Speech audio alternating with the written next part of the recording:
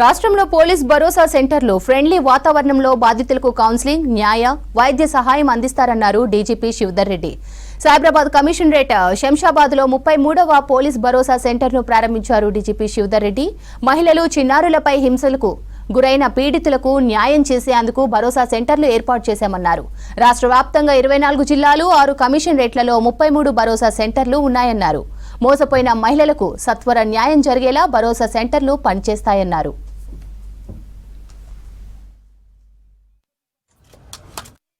2016లో ఈ భరోసా centres start చేయడం మొదలుపెట్టినాం మన తెలంగాణ రాష్ట్రంలో.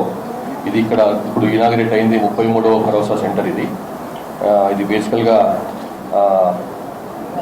విమెన్ అండ్ చిల్డ్రన్ ఎవరైతే ఈ వైలెన్స్, హింస, అబ్యూజు, డిస్ట్రెస్, రేపు ఇట్లా పోక్సో కేసులలో గురైనారో అట్లాంటి విక్టిమ్స్ కోసం అని చెప్పి ఈ భరోసా సెంటర్స్ ఓపెన్ చేయడం జరిగింది. ఇది మొదట 2016లో హైదరాబాద్లో ఓపెన్ చేసిన తర్వాత ఇది 33వ సెంటర్. ఇందులో మొత్తం 24 జిల్లాల్లో 6 పోలీస్ కమిషనరేట్లలో ఇవి భరోసా సెంటర్స్ ఉన్నాయి. ఈ నెక్స్ట్ రానున్న రోజులలో మిగతా జిల్లాల్లో కూడా ఇవి ఏర్పాటు చేస్తాము.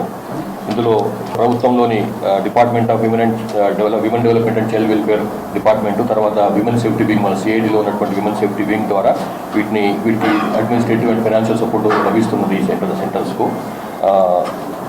ఇందులో ఇప్పటికీ ఇది పూర్తిగా అవుట్సోర్స్డ్ వింగ్. ఇది పోలీస్ డిపార్ట్మెంట్ పోలీసులు రిజిస్ట్రేషన్ చేసేంత వరకు పోలీసుల పాత్ర ఉంటుంది. తర్వాత వాళ్ళకి విక్టిమ్స్ సంబంధించినటువంటి మిగతా అంశాలన్నీ కూడా ఇక్కడ ట్రైన్డ్ కౌన్సిలర్స్ ఉన్నారు. ఇక్కడ వాళ్ళు టేకప్ చేస్తారు వాళ్ళకి సంబంధించినటువంటి అంశాలని. సో ఇది బేసికల్గా ఆబ్జెక్టివ్స్ ఇంతకుముందు చెప్పినట్టుగానే ఈ విమెన్కి తొందరగా ఇటువంటి నేరాల్లో గురైనటువంటి విమెన్ అండ్ చిల్డ్రన్కి త్వరితంగా న్యాయం అందించే ఉద్దేశం కోసం చెప్పి ఏర్పాటు చేసినటువంటిది.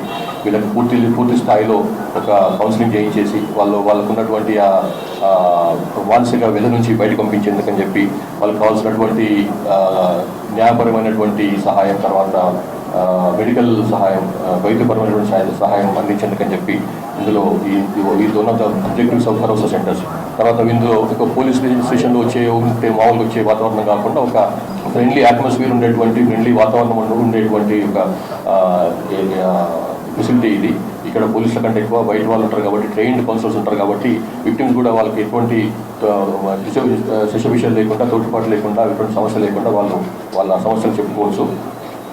దీనికి సంబంధించి ఈ మంచి దీన్ని ఏర్పాటు చేస్తుంటాయి.